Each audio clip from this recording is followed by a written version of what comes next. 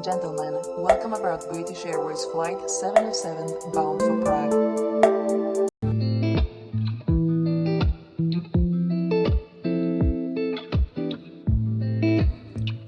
उम्मीद है आप सब लोग बढ़िया होंगे।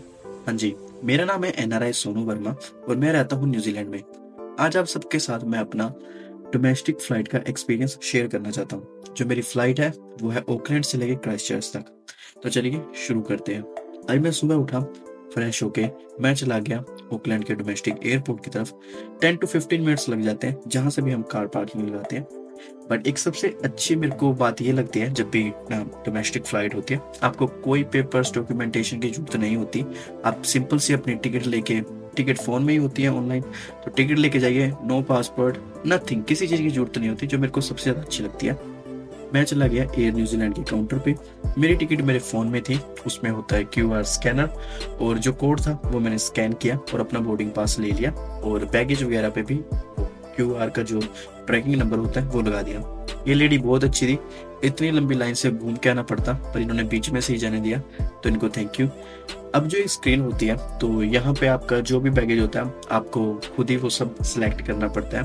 वो क्वेश्चंस वगैरह पूछते हैं, कोई आपके बैग में शार्प ऑब्जेक्ट तो नहीं, जैसे नाइफ हो गया या कुछ भी जो डेंजरस हो सकता है फ्लाइट के लिए, जैसे लाइटर हो गया या कुछ और भी चीजें, तो आपकी रिस्पॉन्सिबिलिटी बनती है और आपको अपने अकॉर्डिंग चूज करना पड़ता है, यस या नो।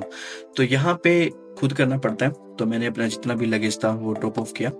तो ये मेरी टिकट थी एयर न्यूजीलैंड की तरफ से, जो थी ऑकलैंड से क्राइस्टचर्च की तरफ। तो ये बोर्डिंग पास था, सॉरी, और इस पे नंबर वगैरह लिखा होता है, गेट नंबर कौन सा है, और कुछ इस तरह से चहल पहल होती है। डोमेस्टिक एयरपोर्ट भी काफी बिजी रहता है, बट इंटरनेशनल उससे ज्यादा रहता है। फिर मैं जो डोमेस्टिक एयरपोर्ट था ऑकलैंड का, उसके एक कैफे में गया। कुछ मैंने वहाँ थोड़ा बहुत खाया पिया और कॉफी मैंने टेक वे करा ली, क्योंकि मेरा मन था मैं थोड़ा इधर उधर घूमूं और देखूं। चलते चलते मैं पहुंच चुका था डोमेस्टिक डिपार्चर की तरफ। फिर मैंने ट्राई किया फोन एक जगह रखने के लिए, और ताकि मैं थोड़ी सी अपनी वीडियो बना सकूं, क्योंकि कई बार क्या होता है मैं छोटे शॉर्ट्स बना के सिर्फ अपने घर भी भेज देता हूँ। बट एनीवे, उसके बाद आती है सिक्योरिटी चेकिंग। ये मुझे लगता है सबसे पहला स्टेप आप लगा लो। यहाँ भी कोई आपको जो डॉक्यूमेंटेशन कहीं जरूरत नहीं होती। अपनी सिक्योरिटी चेक इन आप कराओ, उसके बाद जो बोर्डिंग पास पे आपका नंबर लिखा है, गेट नंबर, जैसे मेरा 28 था, तो उसकी तरफ चले जाओ। तो यहाँ मेरे 5 to 10 मिनट्स लगे थे, तो मैंने वेट किया और मेरा गेट नंबर सामने ही था, 28। तो वेट करने के बाद मैं जा चुका था अंदर। यहाँ से काफी मेरे को लगा जैसे खाली फ्लाइट होने वाली है, बट जैसे ही मैं आगे पहुंचा बहुत ज्यादा ही भीड़ थी। बट एनीवे, फिर मैं फ्लाइट में बैठ चुका था अपनी सीट पर, और मेरी जो सीट थी वो थी इमरजेंसी एग्जिट रो वाली साइड में, और उसमें एक्स्ट्रा लेग स्पेस भी होता है जो काफी अच्छी होती है। फिर बैठने जब सब सेटल डाउन हो चुके थे, फिर उसके बाद उन्होंने अपनी अनाउंसमेंट कर दी, जो हेल्थ एंड सेफ्टी होगी, ऑक्सीजन से रिलेटेड, इमरजेंसी से रिलेटेड। आप खुद सुन लीजिए एक बार। If the seatbelt sign lights up, return to your seat and buckle up. Seatbelts fit low and tight across your hips. Keep them on throughout the flight. If you need to get up, simply lift the lever like so.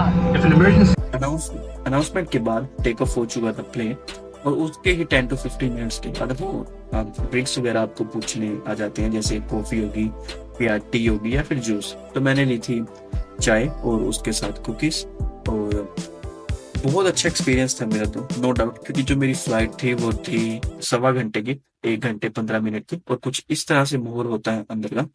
जो ये ऊपर के cabinets होते हैं, इसमें जो आपका cabin luggage होता है, जो 7 kg का बैग होता है, वो ऊपर रखा जाता है। अगर आपको स्पेस नहीं मिलता तो डोंट वरी, जो भी आपके पास एयर होस्टेस खड़ी हो या कोई भी उनके क्रू मेंबर का या स्टाफ होकर खड़ा, आप उनको बोल सकते हो।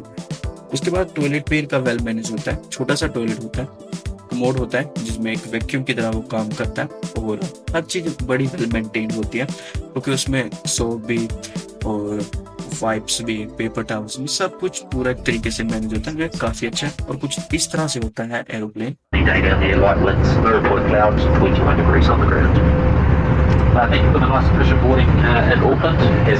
मैं बैठ चुका था अपनी सीट पर आके, और nearly after half an hour वो कैंडीज वगैरह या चॉकलेट्स वगैरह देनी शुरू कर देते हैं जितने भी पैसेंजर्स होते हैं उनको। और कुछ ऐसा नज़ारा होता है और कुछ साउंड इस तरह की होती है, आप सुनिए।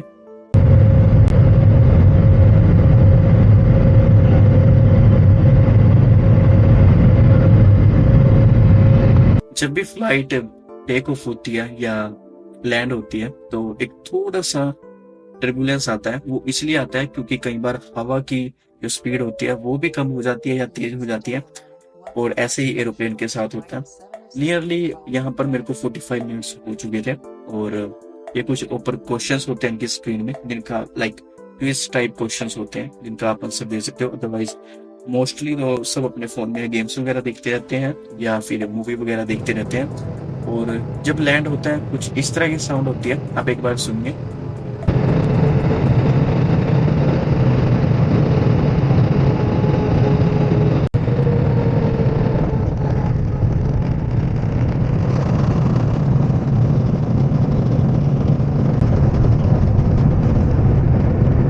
You must remain seated with your seatbelt fastened until the seatbelt sign is checked off and to take care when you open the overhead lockers. This item can fall out. It is not safe for transmitting functions on your own. तो finally मैं पहुंच चुका था Christchurch airport की तरफ। तो यहाँ पे मैं सिर्फ वेट कर रहा था कब ये एरोप्लेन रुके और कब मैं बाहर जाऊं। बट एनीवे उनकी दोबारा से फिर से अनाउंसमेंट हो जाती है, और इस टाइम पे मैं अपनी सीट बैग निकाल देता हूँ और सब लोग अपने जो कैबिन बैग होता है तो उसको लेके लाइन में खड़े हो जाते हैं और वेट कर रहे हैं कब जाएगा।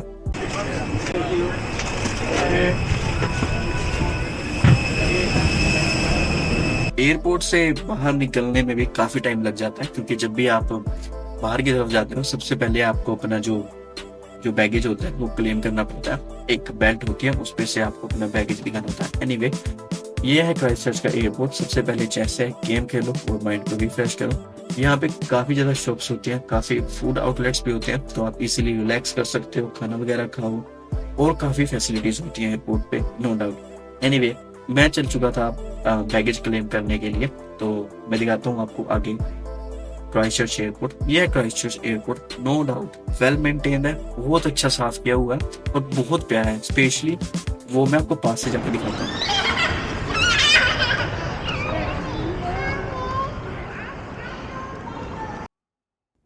ये जो इन्होंने क्राइस्टचर्च एयरपोर्ट डेकोरेट कर रखा था, नो डाउट लिटरली काफी ज्यादा अच्छा लग रहा था। मेरी तो जो फ्लाइट का एक्सपीरियंस था वो काफी अच्छा रहा। और भी अच्छी वीडियोस मिलेंगे और क्या क्या मैं एक्टिविटीज करने वाला हूँ क्राइस्टचर्च में, तो बने रहिए। Thank you so much for watching.